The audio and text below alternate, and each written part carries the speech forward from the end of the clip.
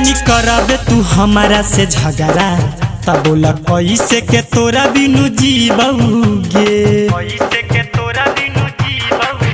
रानी करबे तू हमारा से झगड़ा तब बोला कैसे के तोरा बिना जीबौगे मैरी जे बहु फसरी लगा क मैरी जे बहु फसरी लगा क तोरा याद में जहर पीबौगे जाना करबे तू हमारा से झगड़ा तब बोला कैसे के तोरा बिना जीबौगे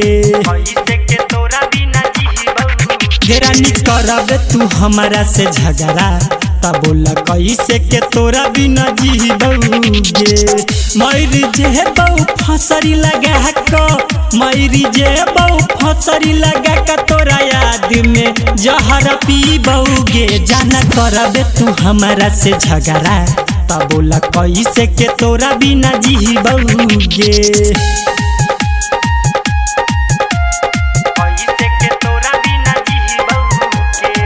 खाक कसम तू कहले गे गोरकी नहीं जाबो तोरा छोरी क ई कवन वादा निभैले गे गोरकी चल गेले दिल तोड़ क खाक कसम तू कहले गे गोरकी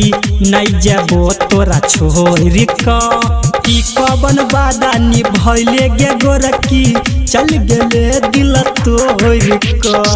अब न तोरा बिना जी पेबौ अब न तोरा बिना जी पेबौ आ पोखर में हमहू डूबबौगे जान करबे तू हमारा से झगड़ा तब बोला कैसे के तोरा बिना जीबौगे जान करबे तू हमारा से झगड़ा तब बोला कैसे के तोरा बिना जीबौगे। अभी आप सुन रहे हैं जय श्री कैसेट कंपनी की प्रस्तुति।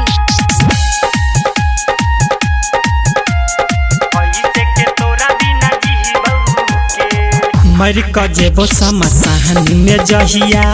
अहे एक बेरा घूरी क फेरू नहीं मिलबो दोबारा करे जा जेबो दुनिया छोड़ क मर क जेबो समसान में जहिया अहे तू एक बेरा घूरी क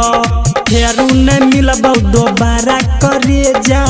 जेबो दुनिया के छोड़ क जानीपुर में तू रही है गे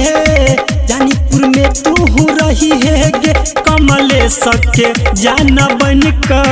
रानी करबे तू हमारा से झगड़ा तब बोला कैसे के तोरा बिना जीबौगे रानी करबे तू हमारा से झगड़ा तब बोला कैसे के तोरा बिना जीबौगे रानी करबे तू हमारा से झगड़ा तब बोला कैसे के तोरा बिनु जीबौगे रानी करबे तू हमारा से झगड़ा तब बोला कैसे के तोरा बिना जीबौगे मैरी जे बहु फसरी लगा क